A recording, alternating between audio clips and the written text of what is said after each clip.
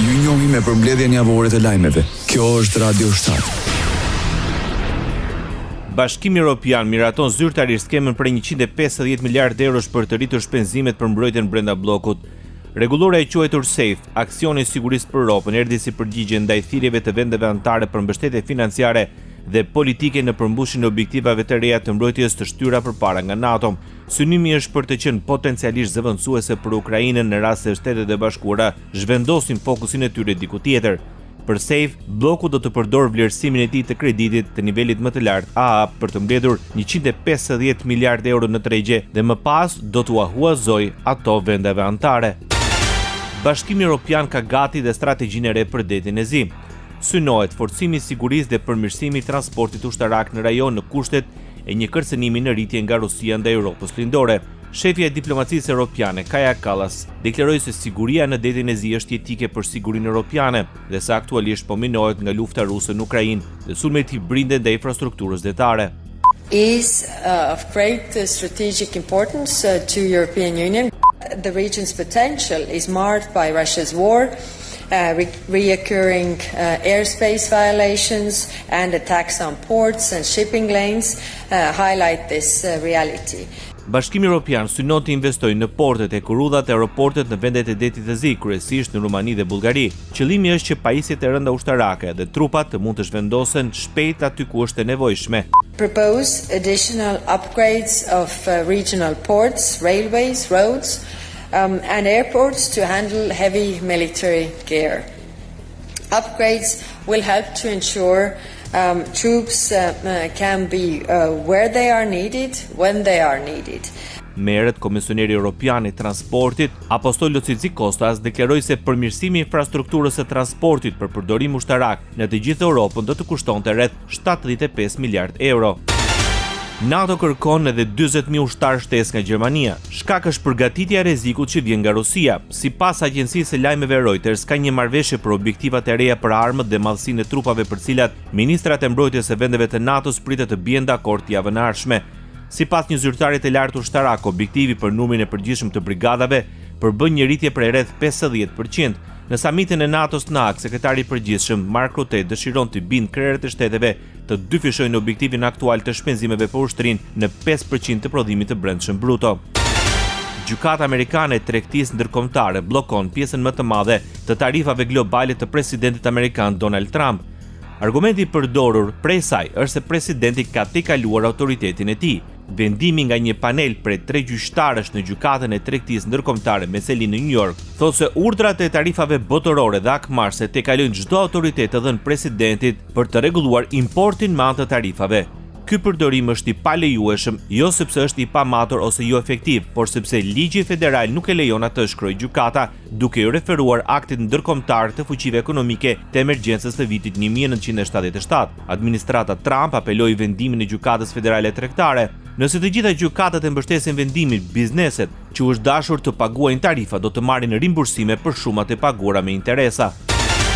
Administrata e presidentit të Shteteve të Bashkuara të Amerikës Donald Trump urdhëron ambasadat të ndalojnë caktimin e takimeve për viza studentore, ndërsa përgatitet të zgjerojë verifikimin e aplikantëve në media sociale. Në mesazh kërkohet rritje e verifikimeve për viza studentore dhe ato për shkëmbime kulturore. Në një kopje të një memorandumi dërguar postave diplomatike, sekretari i shtetit Marco Rubio deklaroi se pezullimi do të zgjasë deri një udhëzim të dytë.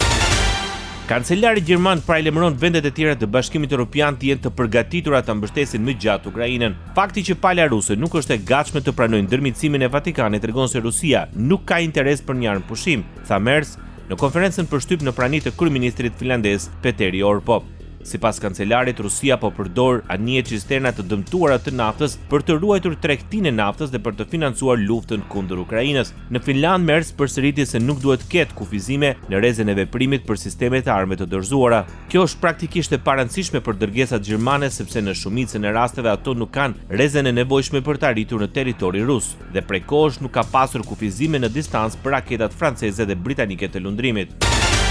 Shërbimi i inteligjencës së jashtme ruse akuzoi kompaninë serbe të mbrojtjes për përdorim të dokumentacionit të rrem dhe palëve të treta për të dërguar fshehurazi, predha artillerie, raketa dhe municione për armë të vogla në Ukrainë. Shërbimi i inteligjencës së jashtme ruse pretendoi se kompanitë serbe kanë përdorur certifikata të remet të përdoruesit fundor për të transportuar armë përmes Polonisë, Republikës Çeke, Bullgarisë dhe vendeve të tjera të NATO-s si dhe shteteve afrikane të paspecifikuara. Këto armë, tha agjencia më vonë u shfaqën në Ukrainë. Sipas SVR-s, 100.000 raketa dhe predha së bashku me 1 milion fishek armësh të vogla janë transferuar në këtë mënyrë. Prodhuesit kryesor të armëve serbe dyshohet se ishin bashkëpunëtor në skem. Presidenti serb Aleksandar Vučić diskuton me presidentin rus Vladimir Putin eksportin e municioneve. Ne kemi formuar një grup pune me partnerët tanë rus për të përcaktuar faktet, i tha Vučić transmetuesit RTS. Duke komentuar mbi pretendimet e shërbimit të inteligjencës së jashtme ruse, Vučić pohoi se disa nga deklaratat që janë bërë nuk janë të vërteta. Për shembull, ata pretendojnë se ka një kontratë me Republikën Çeke. Megjithatë, nuk është lëshuar asnjë leje dhe nuk janë dorëzuar raketa, tha ai. Vučić theksoi se Serbia mban marrëdhënie të mira si me Rusinë, ashtu dhe me Ukrainën. Përfaqësuesi i Shteteve të Bashkuara të Amerikës në Kombet e Bashkuara John Kelly tha para Këshillit të Sigurimit të Organizatës së Kombeve të Bashkuara të njëjtën vonë se marrëveshja që është ofruar për t'i dhënë fund luftës në Ukrainë është rezultati më i mirë i mundshëm për Rusinë dhe se presidenti Vladimir Putin duhet ta pranojë atë. Zgjatja e luftës nuk është në interesin e askujt, tha John Kelly, përfaqësuesi i përkohshëm i SBA-s në Organizatën e Kombeve të Bashkuara, duke paralajmëruar se Shtetet e Bashkuara mund ta shqyrtojnë tërheqjen nga përpjekjet për bisedime nëse Rusia merr vendimin e gabuar për ta vazhduar këtë luftë katastrofike. Kremlini tha të njëjtën se pret përgjigjen e Kievit për propozimin e tij për bisedime të reja në Stamboll më 2 qershor. Majsa Diun ende nuk ka përgjigje, duhet të presim një përgjigje nga pala ukrainase, tha zëdhënësi i Kremlinit Dmitri Peskov. Këshilltari i lartë i presidentit të Ukrainës Volodymyr Zelenski tha se Ukraina është e gatshme të marrë pjesë, por dëshiron të shohë paraprakisht propozimet e Rusisë për përfundimin e luftës.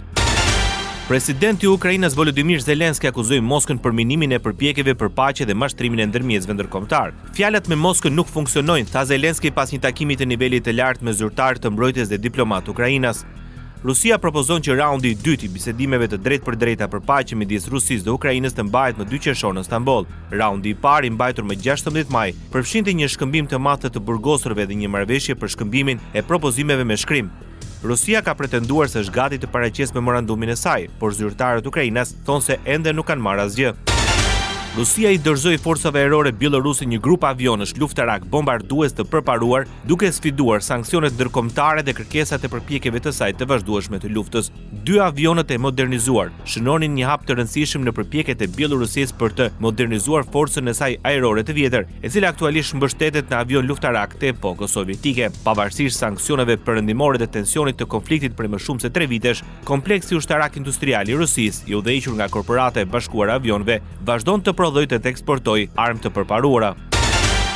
I shefi i CIA-s dhe generali amerikan me përvojë, David Petraeus, paralajmëroi se presidenti rus Vladimir Putin mund të marrë një sulm ndaj një shteti të NATO-s nëse arrin sukses ushtarak në Ukrainë. Ai tha se Lituania është më e rrezikuar duke shtuar se Moska mund të ndërmarrë një provokim ndaj saj për të testuar vendosmërinë e perëndimit ose si hap drejt një ofensive më të gjerë.